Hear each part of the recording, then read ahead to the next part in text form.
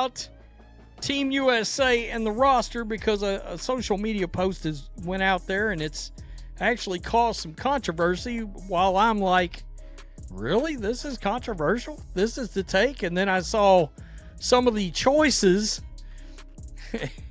that some fans are making out there where you can tell there's blatant agenda. What happens when a single social media post from a sports governing body lights a fire that spreads across the entire internet? It's a story of a glaring omission, a furious fan base, and a question that nobody can seem to answer. Why would you leave your biggest star on the bench when you're trying to promote the game? This is a story of USA Basketball's now infamous training camp graphic, a post that managed to unite fans in confusion and outrage. The organization announced an 18-player roster stacked with the most talked about names in basketball, from established Olympians to sensational newcomers like Caitlin Clark, Paige Buchers, and Angel Reese, all set to attend a crucial training camp from December 12th to 14th in Durham, North Carolina. Yet, the promotional graphic featured only 3 faces: Kalia Copper, Kelsey Plum, and Jackie Young. The immediate and visceral reaction from the online world was a clear indicator that this was more than a simple oversight. It was a profound miscalculation. If you think this is just about a picture, you're missing the whole story. Stick around, because the truth behind this controversy will change how you see the business of basketball forever. Caitlin Clark finally going to emerge in a competitive setting in a training camp that they're going to have right here. Let me just give you the specifics. Indiana Fever superstar Caitlin Clark hinted that she would participate in Team USA basketball activities during the WNBA offseason, following the conclusion of her team's 2025 campaign. Initially, the thought was she was referring to USA basketball training camp in early March 2026, which is a precursor to the 2026 FIBA World Cup qualifying tournament. And before we dive deeper, if you're passionate about the stories that shape sports, make sure to hit that like button and subscribe. It really helps the channel grow. This camp, to be led by new national team head coach Lawson, is a key evaluation opportunity for managing director Sue Bird as she looks to build a team for the 2026 FIBA World Cup. The roster itself is a fascinating mix of generations, featuring 10 players, including Clark, Reese, and USC's Juju Watkins, who will be making their senior national team camp debuts, alongside Olympic gold medalists and other seasoned veterans. This blend of youth and experience made the choice of imagery even more puzzling. The graphic, in focusing on a very select group, failed to visually represent the exciting transitional phase that Team USA is currently in, a phase that has captured the imagination of a new generation of fans. The backlash was instant and brutal. Fans flooded social media with comments expressing their pure dismay, unable to understand the logic behind the snub. But this was more than just fan outrage. It was a glitch in the matrix of sports marketing. Why exclude the one player guaranteed to generate the most clicks, the most views, and the most engagement? It was a move that felt so counterintuitive. It had to be intentional, and that's when the top sports analysts started to weigh in. Clark over Chelsea Gray in competitive basketball? Question mark. Some dude says, suggesting the veteran guard Chelsea Gray deserves a starting role over Caitlin Clark. Look, I've only been locked in for a couple of years. There's not a world where I'm starting Gray over Caitlin Clark. Not a galaxy far, far away. Nowhere. Caitlin Clark over Chelsea Gray in competitive basketball? Question mark. 127 times out of 10. Yeah, easy. Christine Brennan, a renowned sports columnist and author of a book on Clark, didn't hold back. She called out USA Basketball for a massive strategic failure. She wrote, and I quote, "This is so interesting. If USA Basketball really want to go all out promoting WBB, bring new fans in, and get unprecedented attention for a team that dropped in TV viewership at the Paris Olympics, they would have added a photo of one other player to this graphic."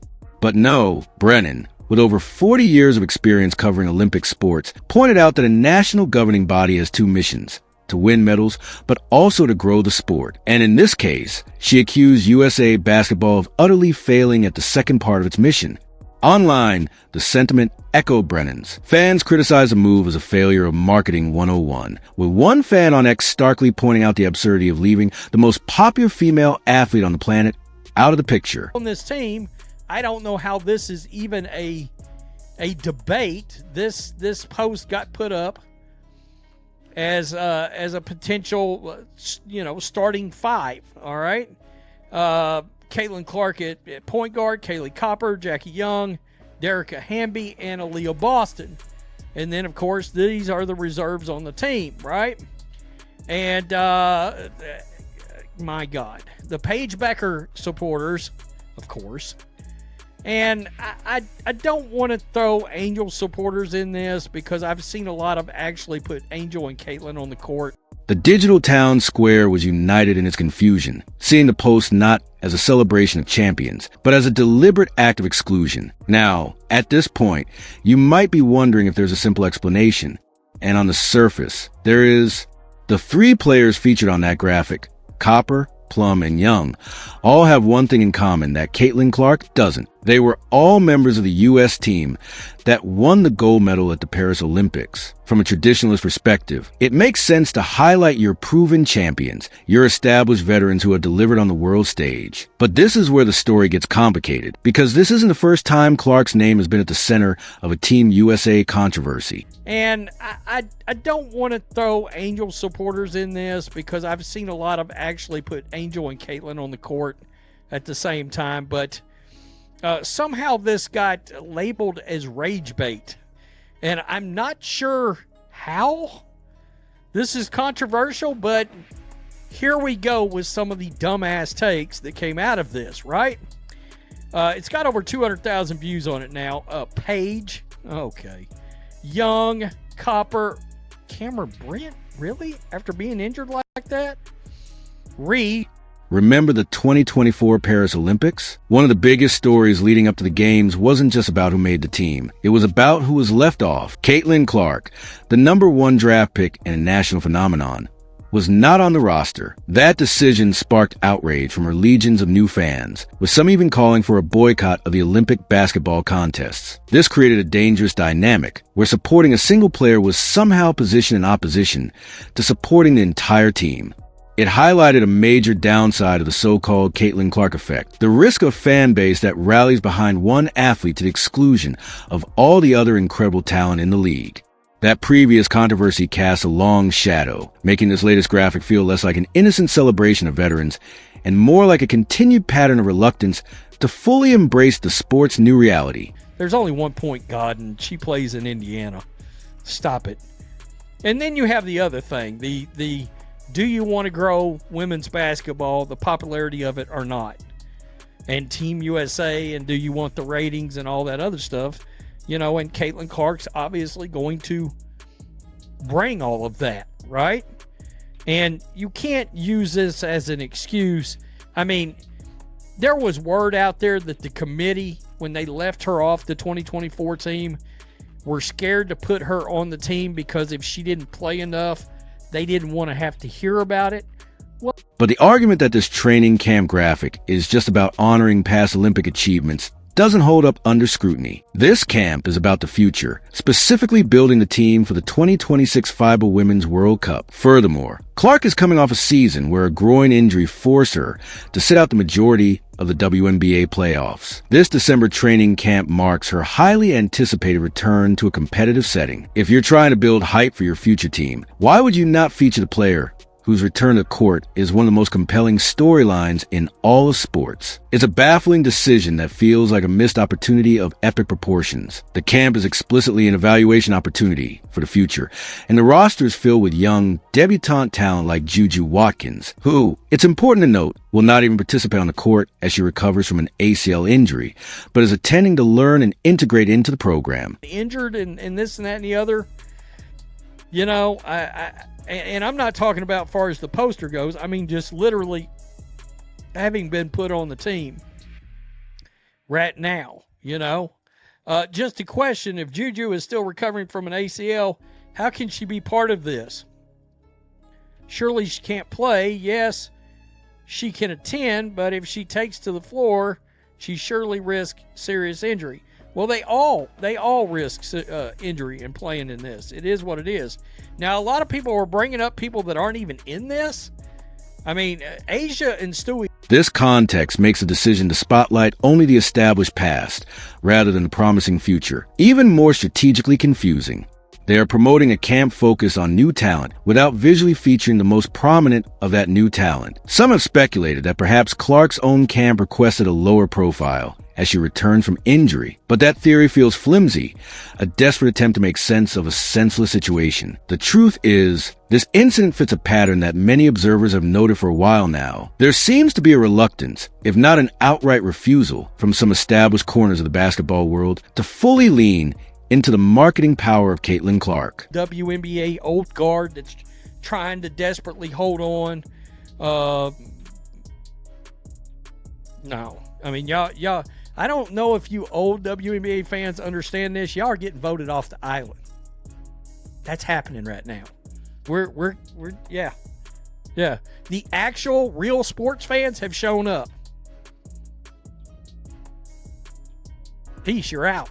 It's as if they have been given a golden ticket and are afraid to punch it. One article even pointed out the sheer absurdity of it, stating, "It certainly seems like the biggest basketball star in the WNBA should be included. This isn't just about one social media post. It feels symptomatic of a broader cultural friction within the sport." The WNBA itself is on the cusp of significant change, with a new collective bargaining agreement on the horizon promising franchise expansion, increased salaries, and better player benefits. This is a league evolving, albeit sometimes slowly, to meet new commercial and fan demands. Against this backdrop of progress, USA Basketball's seemingly old-fashioned approach to promotion feels out of step, a disconnect between the institution's protocols and the modern market's dynamics. This brings us to the heart of the issue. This is more than a debate about a social media post. This is a fundamental clash between two different eras of sports. On one side, you have the traditionalists who believe in a hierarchy based solely on past accomplishments and seniority. On the other, you have a new generation of fans and analysts who understand that in the modern media landscape, star power is a currency and engagement is the ultimate metric. By refusing to adapt, USA Basketball isn't just snubbing a single player. They are ignoring the powerful economic force she represents, the force that has sold out arenas and shattered television ratings for 2 straight years. This clash is not unique to basketball. It's a tension being felt across sports and media. The new wave of fans, who have been drawn in by compelling personalities and accessible storylines, operate on a different engagement model than the traditionalists who prioritize tenure and established hierarchies. For the sport to continue its growth trajectory, a synthesis of these two views is necessary, respecting the legends who built the game while actively promoting the stars who are carrying it into the future. Ignoring either side is a recipe for stagnation. The conversation around this graphic exposes a critical question for the stewards of women's basketball. Do you truly want to grow the game, or do you want to maintain control over how it grows? The evidence is overwhelming. Games featuring Caitlin Clark have consistently been the most watched events of the WNBA season, with millions of viewers tuning in. To ignore that power is not just controversial, it's a failure of leadership and a dereliction of the duty to promote the sport to its maximum potential. As one critical fan put it, nothing says WNBA like a poster featuring, who are these players again? This sarcastic comment cuts to the core of the issue. In an attempt to honor a specific type of achievement, the organization risks making the product seem less relevant to the broader audience it desperately needs to attract.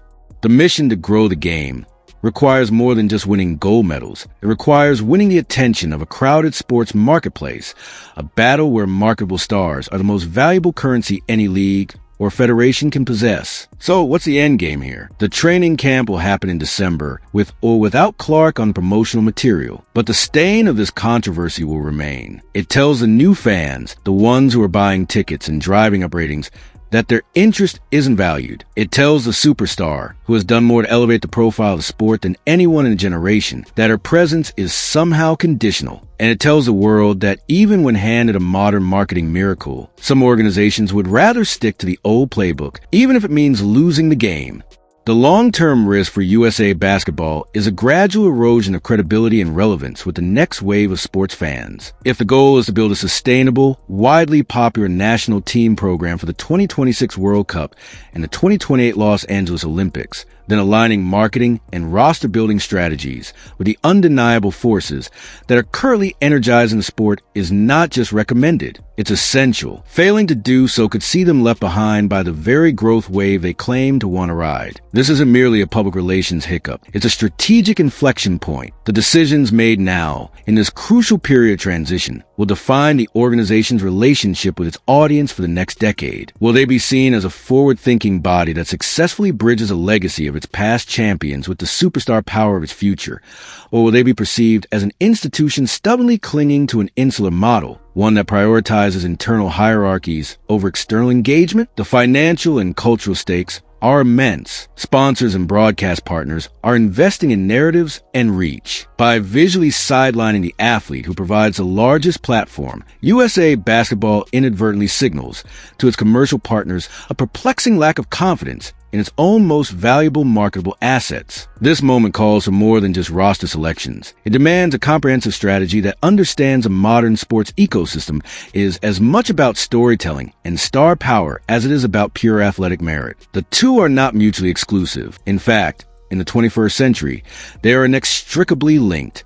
The end game, therefore, is about survival in a new era. It's about recognizing that the how and why behind your promotional choices are just as important as the who on your final roster sheet. What do you think?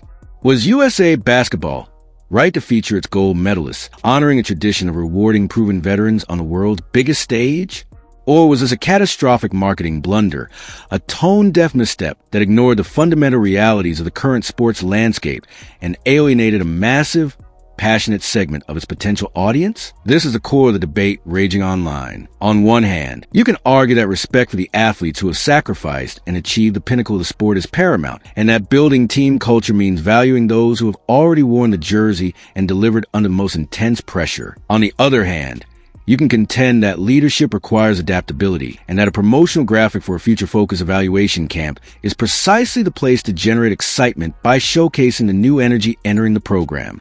This isn't just about Caitlin Clark. It's about the signal it sends regarding the inclusion of all the other debutantes, from Angel Reese to Cameron Brink, whose fresh rivalries and playing styles have captivated a nation. Let me know your take in the comments below. I read every single one. Do you believe this was a simple, justifiable decision that was blown out of proportion by an online mob? Or do you see it as a symbolic failure to pivot towards a more inclusive and commercially savvy future? The discussion itself is healthy for the sport, but the organizational response to it will be telling. And if you want to stay on top of the stories that are truly shaping the world of sports, from the boardrooms to the locker rooms, make sure you like this video and subscribe to the channel and hit that notification bell so you don't miss our next analysis. We break down the drama, the business, and the brilliance that defines modern athletics. Thanks for watching.